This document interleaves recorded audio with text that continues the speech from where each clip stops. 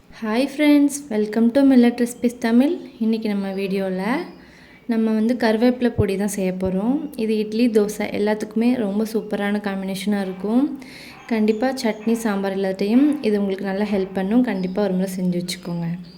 ஒரு 10 பூடு போல் எடுத்து வச்சுருக்கேன். 10 பூடு பெருசாக இருந்ததுன்னா 10 பூடு எடுத்துக்கோங்க. சின்னதாக இருந்ததுன்னா டபுளாக சேர்த்துக்கோங்க. கொஞ்சமாக நல்லெண்ணெய் விட்டுட்டு 10 பூடு ஆட் பண்ணி 10 வத்தலும் ஆட் பண்ணிக்கோங்க. அப்புறம் 2 குத்து அளவுக்கு கருவேப்பிலை சேர்த்துக்கணும். ஏன்னா கருவேப்பிலை பொடினால் கருவேப்பிலை ஃப்ளேவர் ஜாஸ்தி சேர்த்துக்கணும். சேர்த்துட்டு எல்லாமே மூணும் நல்லா மொறுன்னு கருவேப்பிலை வார அளவுக்கு நல்லா வதக்கி எடுத்துக்கோங்க. கருவேப்பிலையை நல்லா கழுவிட்டு ஒரு பிளேட்டில் ஃபேனுக்கு அடியில் ஒரு 1 ஹவர் போல் ஈரம் காய விட்டுருங்க. விட்டுட்டு அதுக்கப்புறமா சேர்த்துக்கோங்க. ஏன்னா ஆயில் ஊற்றிருக்கிறதுனால கருவேப்பிலை ஈரமாக சேர்த்திங்கன்னா மேலே எண்ணெய் தெரிச்சிக்கும். அதுக்கப்புறமா பேனில் எண்ணெய் எதுவும் சேர்க்க தேவையில்லை. நம்ம ஃபஸ்ட்டே இந்த ஆயிலில் வறுத்து எடுத்துருக்கோம் இல்லையா, அதிலே லைட்டாக பேனில் ஆயில் இருக்கும். அதில் 1/4 கப் அளவுக்கு கடலைப்பருப்பு சேர்த்து நல்லா கோல்டன் ப்ரௌன் ஆகிற அளவுக்கு வறுத்து எடுத்துக்கோங்க. அதை வேறு பிளேட்டுக்கு மாற்றிட்டு அதே பேனில் 1/4 கப் அளவுக்கு உருட்டு உளுந்து எடுத்திருக்கேன். நீங்கள் கருப்பு உளுந்து கூட நீங்கள் எடுத்துக்கலாம். எடுத்து நல்லா ரோஸ்ட் பண்ணி எடுத்துக்கோங்க. இதுவும் நல்லா கோல்டன் ப்ரௌன் ஆகணும், அந்த அளவுக்கு வறுத்து எடுத்துக்கோங்க. கடலைப்பருப்பு மட்டும் நல்லா வறுக்கிறதுக்கு கொஞ்சம் டைம் எடுத்துக்கும். ஆனால் உளுந்து நல்லா சீக்கிரமாக வறுப்பட்டு கிடச்சிரும். இது கூட நீங்கள் காணம் சேர்த்து பண்ணுறதா இருந்தாலும் காணம், கொள்ளு இந்த மாதிரி எதுனாலும் சேர்த்துக்கலாம். நான் அன்றைக்கி எள்ளு வச்சு பண்ண போகிறேன். வெள்ளை எள்ளு தான் சேர்த்துருக்கேன். கோல்டன் ப்ரௌனாக உளுந்து வறுத்து எடுத்ததுக்கப்புறமா அதே பேன்லேயே நம்ம ஒரு 1/4 கப் அளவுக்கு எள்ளு சேர்த்துக்கணும். கடலைப்பருப்பு, உளுந்து, எள்ளு மூணுமே ஒரே மெஷர்மெண்ட் தான். 1/4 கப் அளவு சேர்த்துருக்கேன். சேர்த்துட்டு எள்ளு நல்லா பொரிஞ்சதும் ஸ்டவ் ஆஃப் பண்ணிவிட்டு எல்லாத்தையுமே ஒரே பிளேட்டில் கொட்டி ஃபேனுக்கு அடியில் ஒரு 1/2 ஹவர் ஆற வச்சு எடுத்துக்கோங்க.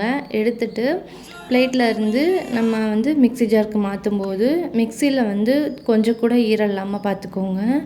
தண்ணி இருந்துச்சுன்னா பொடி கெட்டு போயிடும். ஸோ தண்ணி இல்லாமல் இது பண்ணிக்கோங்க. தண்ணி இருந்துச்சுன்னா ஏதாவது ஒரு துணி கூட வச்சு நல்லா க்ளீன் பண்ணிவிட்டு இது பண்ணுங்கள். இல்லைன்னா நல்லா மிக்சியை தண்ணிலாம் வடிகட்டிட்டு அதுக்கப்புறமேட்டுக்கு சேர்த்துக்கோங்க.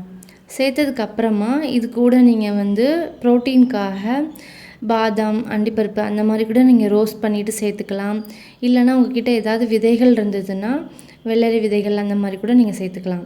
இது கூட தேவையான அளவு உப்பு சேர்த்துட்டு காயப்பொடி நிறையா சேர்த்துக்க விருப்பம் உள்ளவங்க நிறைய சேர்த்துக்கோங்க. நான் இன்றைக்கி ஒரு 1/4 டீஸ்பூன் அளவு மட்டும் இந்த அளவுக்கு சேர்த்துருக்கேன்.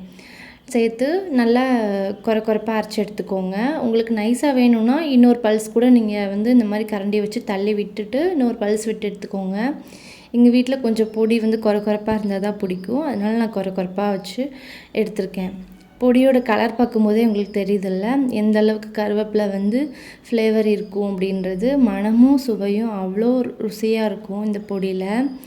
இந்த மாதிரி பொடி ஒரு டைம் செஞ்சு வச்சுக்கிட்டோம் அப்படின்னா நமக்கு 1 மந்த் வரைக்குமே இடையிடையே நீங்கள் சாம்பார், சட்னி செய்ய முடியாத சமயம் இந்த பொடி வச்சு சாப்பிடும்போது ரொம்ப ருசியாக இருக்கும். இந்த கருவேப்பிலை பொடிக்கு பூண்டு சேர்த்து பண்ணியிருக்கிறதுனால எத்தனை இட்லி உள்ளே போகிறதுனே தெரியாது. நல்ல காரசாரமாக மணமாக இருக்கிறதுனால சுட சுட இட்லி எத்தனை உள்ளே போகுதுன்னே தெரியாது. அந்தளவுக்கு ருசியாக இருக்கும். ட்ரை பண்ணி பார்த்துட்டு கமெண்ட் பண்ணுங்கள், சப்ஸ்கிரைப் பண்ணுங்கள்.